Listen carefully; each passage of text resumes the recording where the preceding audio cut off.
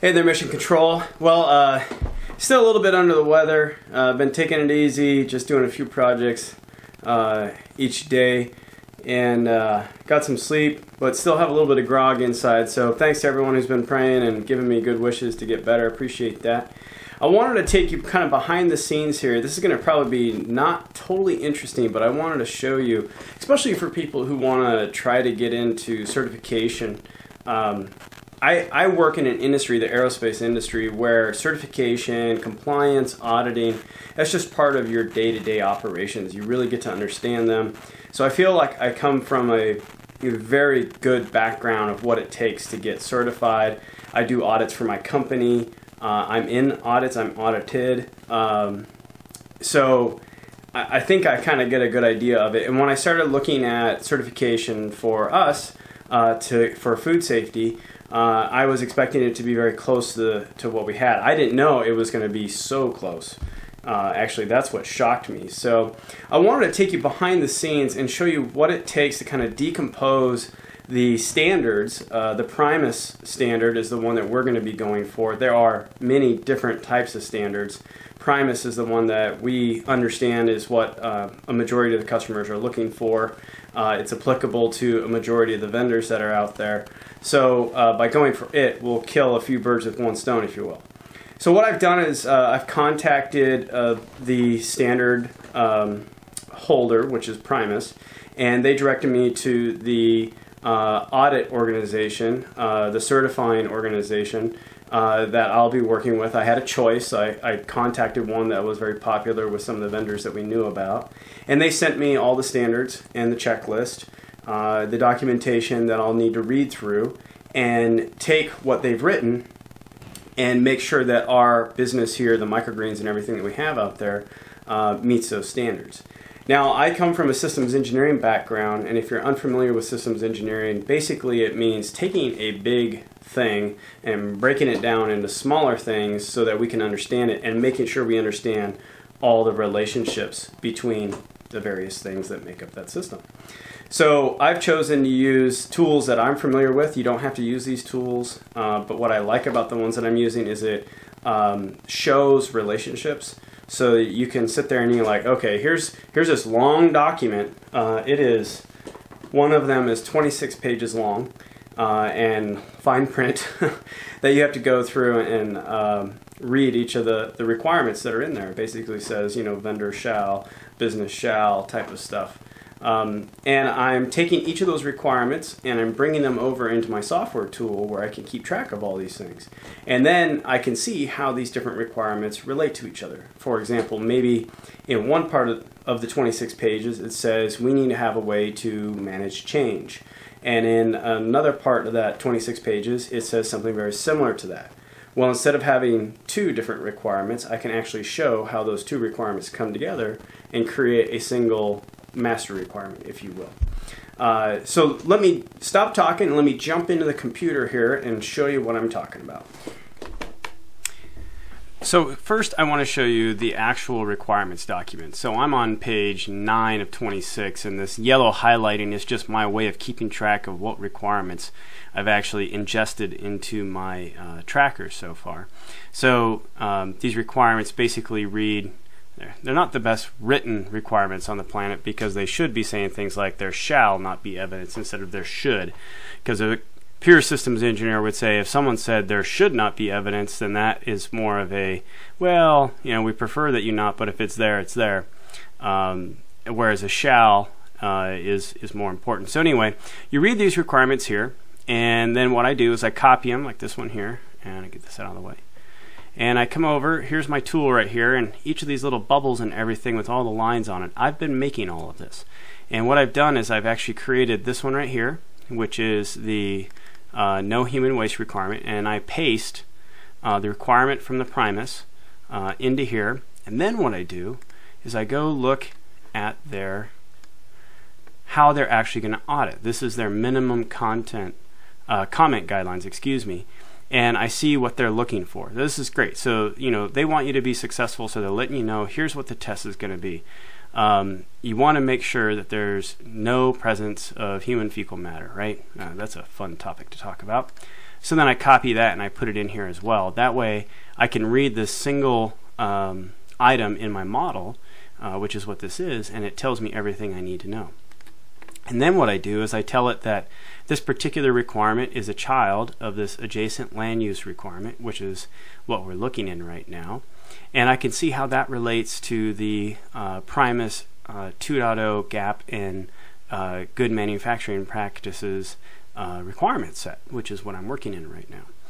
So I put that all in here, and so kind of open it up. We're not done yet.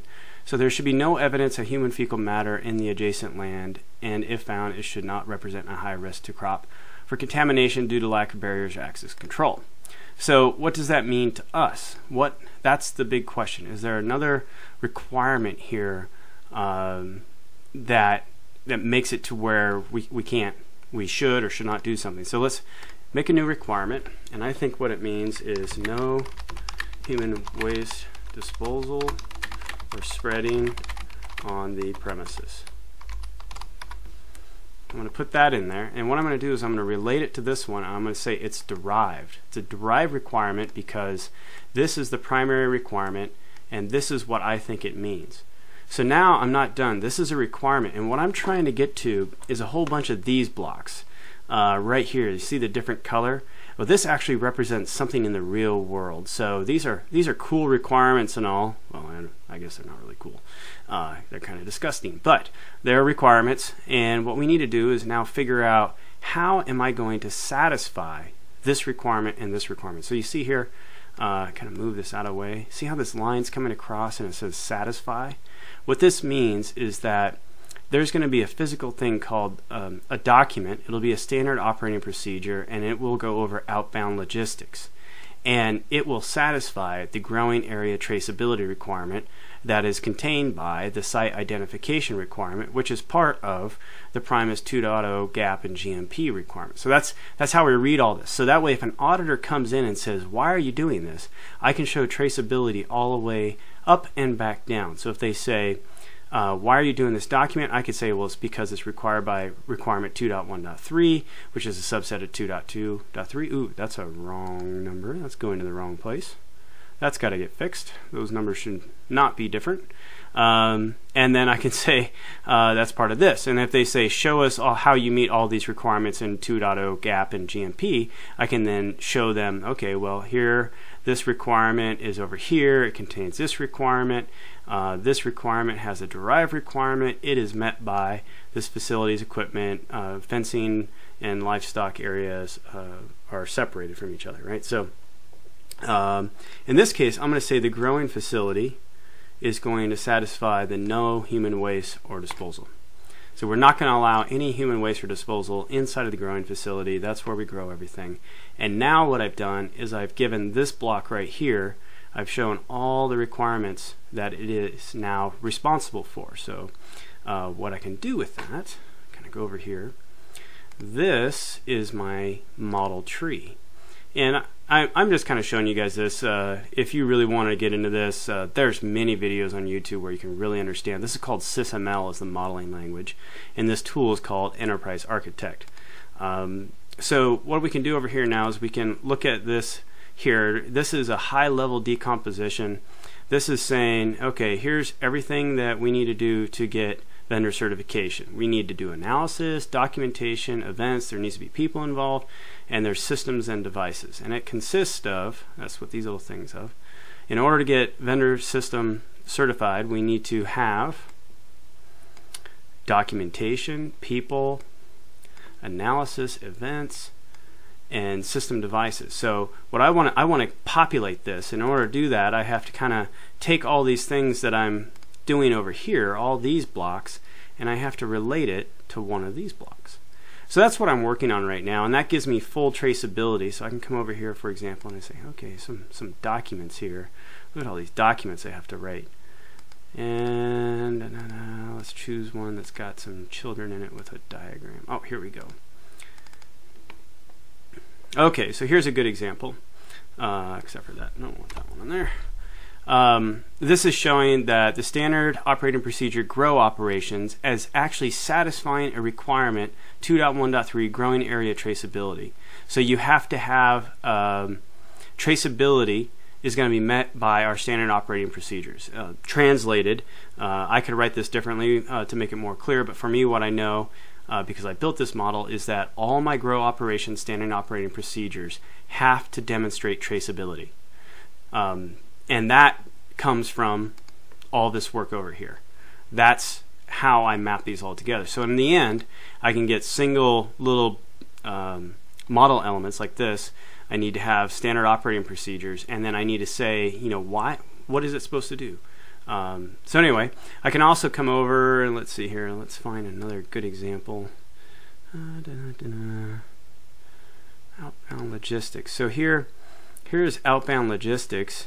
And if let's see here, if I should be able to design, I want to create a new diagram, outbound logistics, and then I bring this over, and then I'll show the related elements. Here we go, show everything. So here we go, this is a good example of how this will work. So what this is showing is that I have a standard operating procedure, all of them, and then I have a SOP. It's called outbound logistics. It consists of two lower level SOPs. One of them is delivery inspection and release procedure, and another one is delivery prep. And then this particular one satisfies this growing area traceability.